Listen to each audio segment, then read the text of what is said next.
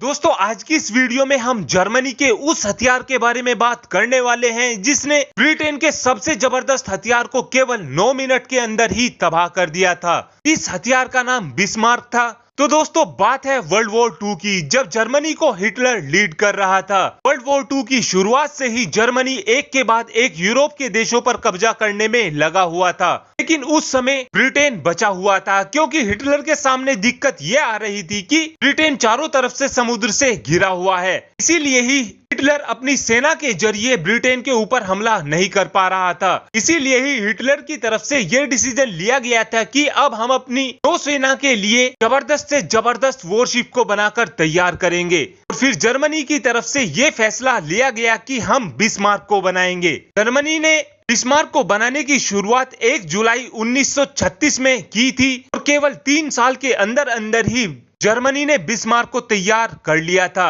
14 फरवरी 1939 को जर्मनी ने अपने बिस्मार्क को लॉन्च कर दिया था। बिस्मार्क की सबसे खास बात यह थी कि बिस्मार्क के अंदर इतना ज्यादा पावरफुल आर्मर लगा हुआ था कि उस समय अगर बिस्मार्क के ऊपर कोई मिसाइल दाग दी जाती तो बिस्मार्क को कोई फर्क नहीं पड़ता। अब से 83 साल पहले बिस्मार्क की रफ्तार 30 नॉटिकल माइल थी, यानी कि 55.5 किलोमीटर प्रति घंटा। बिस्मार्क की लंबाई 251 मीटर थी। जो बिस्मार्क का वेट था वो 41,700 टन था। इस बात को आप सिंपली ऐसे समझ सकते हैं कि जो आज के समय में हमने अपना आईएनएस विक्रांत बनाकर तैयार किया है, बिस्मार्क उस समय आईएनएस विक्रांत के बिल्कुल बराबर थी। जिस समय जर्मनी ने बिस्मार्क को समुद्र में उतारा, उस समय बिस्मार्क को यह टारगेट दिया गया था कि अगर कोई भी देश ब्रिटेन की मदद करने के लिए अपनी शिप को पैसिफिक ओशियन से ब्रिटेन की तरफ भेजता है तो उसको रास्ते में ही डुबा दिया जाए, ताकि ब्रिटेन की कोई भी मदद करने आगे ना आए।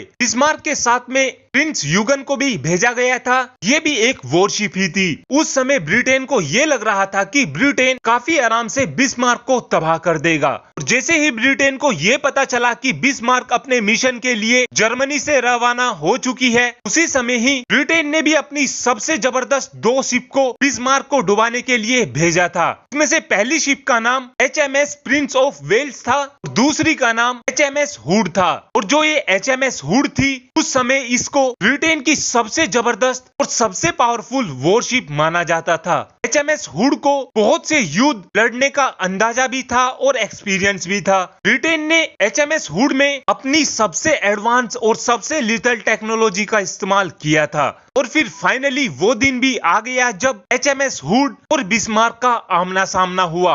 HMS हुड और बिस्मार्क के जो बीच लड़ाई चल रही थी वो 26 किलोमीटर दूर से चल रही थी। दोनों ही शिप एक दूसरे से 26 किलोमीटर की दूरी पर खड़े हुए थे और वहीं से ही एक के ऊपर एक मिसाइलें दागी जा रही थी। HMS हुड की तरफ से बिस्मार्क के ऊपर सबसे पहले फायरिंग की गई, जिससे कई मिसाइलें बिस्मार्क को जाकर टकराई थी। लेकिन बिस्मार्क का जो आर्मर था वो बहुत ही ज्यादा मजबूत था, जिससे बिस्मार्क को कोई बड़ा फर्क नहीं पड़ा था। HMS हुड और बिस्मार्क के बीच लगातार 9 मिनट तक फायरिंग चली। 9 मिनट के बाद फाइनली बिस्मार्क ने HMS हुड को डुबा दिया था। और जो HMS हुड के साथ प्रिंस ऑफ वेल्स नाम की वॉरशिप आई हुई थी, वो HMS हुड को डूबता हुआ देखकर तुरंत ही भागने लगी थी, क्योंकि ये बात प्रिंस ऑफ वेल्स को भी पता थी कि अगर ये यहाँ पर रुकी तो बिस्मार्क इसको भी नहीं छोड़ने वाला है। लेकिन उस समय बिस्मार्क के कैप्टन को भी ये बात पता चल चुकी थी कि उन्होंने ब्रिटेन के सबसे जबरदस्त और सबसे पावरफुल वॉरशिप को डुबाया है, ब्रिटेन इसका बदला जरूर लेगा। बिस्मार्क और HMS हुड के बीच जो टकराव हुआ था, उस टकराव की वजह से बिस्मार्क को भी बहुत सा नुकसान हुआ था। इसीलिए ही बिस्मार्क के कैप्टन बिस्मार्क को बहुत ही ज्यादा तेजी से फ्रांस की ओर ले जाने लग गए, ताकि बिस्मार्क को मेंटेन किया जा सके। लेकिन जैसे ही ब्रिटेन को ये बात पता चली कि HMS हुड डूब गया है, उसके तुरंत बाद ही ब्रिटेन की तरफ से ये बात ठान ली गई कि क्या कुछ भी हो जाए हम बिस्मार्क को नहीं छोड़ेंगे। और उस समय फिर ब्रिटेन की तरफ से ये फैसला लिया गया कि हम अपनी सबसे पावरफुल और सबसे जबरदस्त शिप को बिस्मार्क के पीछे भेजेंगे। और दोस्तों आप ये बात जानकर हैरान हो जाएंगे कि उस समय ब्रिटेन की तरफ से 60 की संख्या में वॉरशिप को बिस्मार्क के पीछे लगाया गया था। और इन सभी की सभी शिप को बिल्कुल क्लियर इंस्ट्रक्शन दिए गए थे कि अगर आपको कहीं भी बिस्मार्क मिल जाए या तो उसको डुबा देना, और अगर आप डुबा नहीं सकते हो तो बैकअप के लिए तुरंत ही पीछे से दूसरी वॉरशिप को बुला लेना। लेकिन बिस्मार्क काफी तेजी से फ्रांस की ओर बढ़ रहा था और फिर फाइनली HMS आर्क रॉयल को बिस्मार्क मिल गया। HMS आर्क रॉयल लगातार ही बिस्मार्क का पीछा कर रहा था। बिस्मार्क की स्पीड तेज होने की वजह से ब्रिटेन की तरफ से ये फैसला लिया गया कि हम अपने एयरक्राफ्ट कैरियर की मदद से अपने कुछ प्लेन को उड़ाएंगे ताकि हमारे प्लेन बिस्मार्क को डुबा दें। और उस समय ब्रिटेन की तरफ से अपने एयरक्राफ्ट कैरियर की मदद से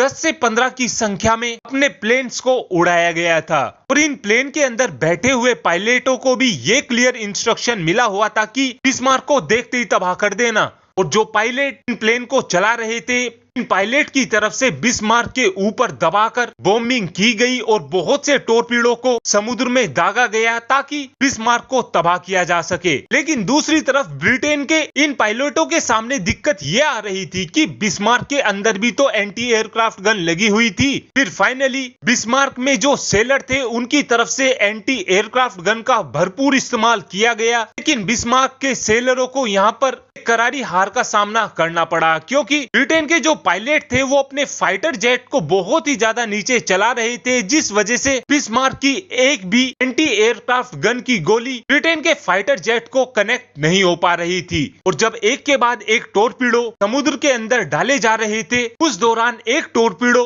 बिस्मार्क के रेडर में जाकर लग जाता है। किसी भी शिप में रेडर वो पार्ट होता है जिसकी मदद से अपने शिप को लोकेशन दी जाती है। और जैसे ही टोरपीडो रेडर से जाकर टकराया, उसके बाद बिस्मार्क ने समुद्र के चारों ओर घूमना शुरू कर दिया। ये सारी बातें रात के 1 बजे की हैं। ऐसा करते करते सुबह के 10 बज गए। ब्रिटेन ने भी अपनी पीछे से बहुत सी शिप को बुला लिया था और फिर बिस्मार्क को चारों तरफ से घेरकर ब्रिटेन की सभी शिप्स ने धनाधन बिस्मार्क के ऊपर गोले बरसाए। दूसरी तरफ बिस्मार्क की तरफ से भी धड़ाधड़ ब्रिटेन की इन वॉरशिप के ऊपर गोले बरसाए जा रहे थे। लेकिन दोस्तों, आप ये बात भी जानकर हैरान हो जाएंगे कि 90 मिनट तक लगातार ब्रिटेन की पूरी नौसेना और बिस्मार्क के बीच फायरिंग चलती रही और 90 मिनट बाद जाकर बिस्मार्क डूबना शुरू हुआ। जिस समय बिस्मार्क डूब रहा था उस समय बिस्मार्क के अंदर 2000 सेलर मौजूद थे। और जब बिस्मार्क पानी में डूब गया उस समय ब्रिटेन की एक शिप ने 100 जर्मनी के सेलर को बचाने की कोशिश की, लेकिन उस समय ब्रिटेन के एक सैनिक को पेरिस्कोप दिखाई दिया। पेरिस्कोप वो होता है जो पनडुब्बी के ऊपर लगा होता है। इस पेरिस्कोप को देखकर ब्रिटेन की सेना को ये लगा कि जर्मनी की पनडुब्बियां आ गई हैं, उनको तुरंत वहां से भागना होगा, जिससे केवल ब्रिटेन की सेना 100 ही जर्मन लोगों की जान बचा पाई थी, बाकी सभी पानी में ऐसे ही डूब गए थे। लेकिन बिस्मार्क की कहानी में सबसे इंटरेस्टिंग बात यह है कि ब्रिटेन को यह लग रहा था कि ब्रिटेन ने बिस्मार्क को डुबाया है,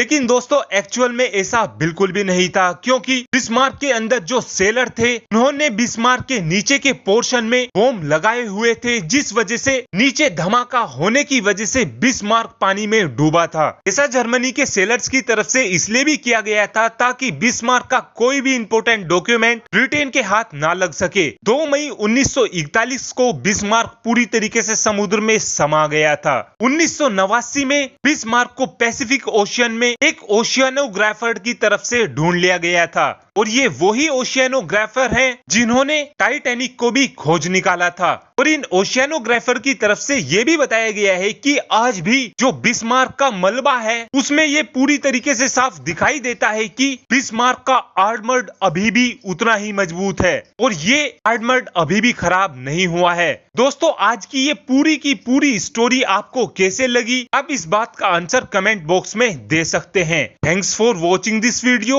हैव अ गुड डे।